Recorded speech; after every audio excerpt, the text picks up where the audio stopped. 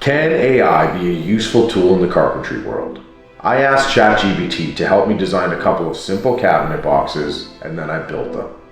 Here's what worked, what didn't, and why, and how this could potentially save you hours of prep work on your next build, giving you more time in the shop.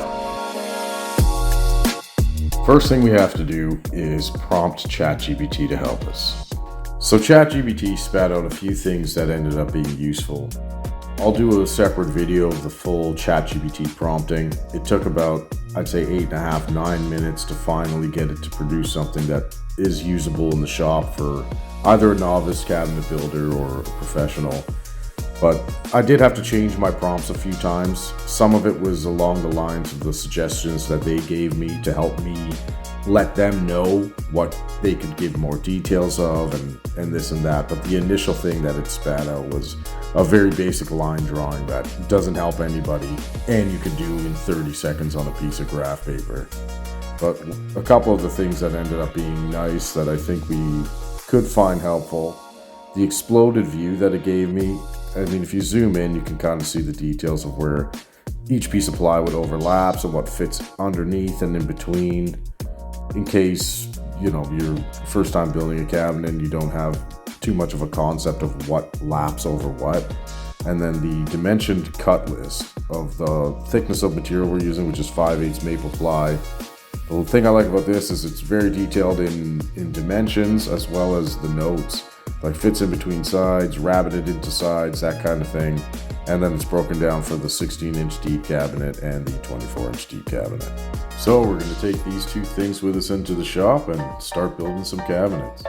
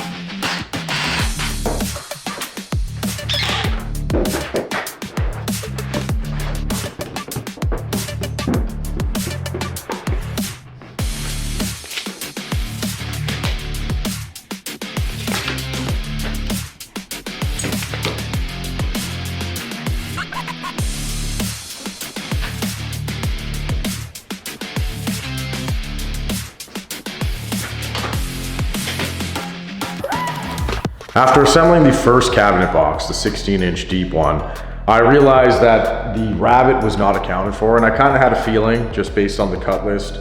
But the whole point of this video is to do exactly what ChatGPT wants us to do and tells us to do, to see where they go wrong and how to refine the prompts going forward if we do want to use them for anything else shop related.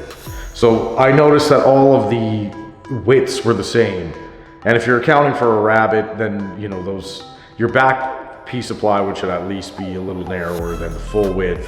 Also the full depth of of the cabinet, it was 16 on all of them, and that is my max depth, so I can't add anything to the back of that. So we're gonna just alter the design a bit and cut some back panels that fit within all 4 sides. So if you remember the expanded 3D view that they sent us, it showed the back panel rabbited in, but we're gonna fit all between the sides and the top and the bottom. So we're gonna go ahead and alter those pieces and get this cabinet put together.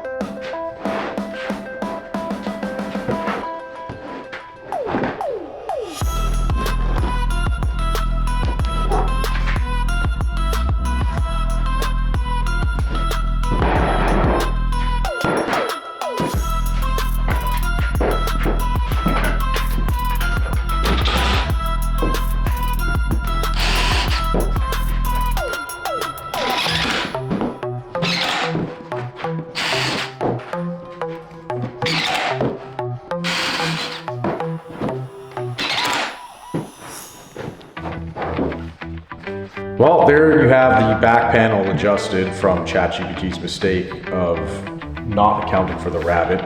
I'm going to be making the same adjustment for the 24-inch cabinet, and so far that's going on the list of the things that ChatGPT did not account for.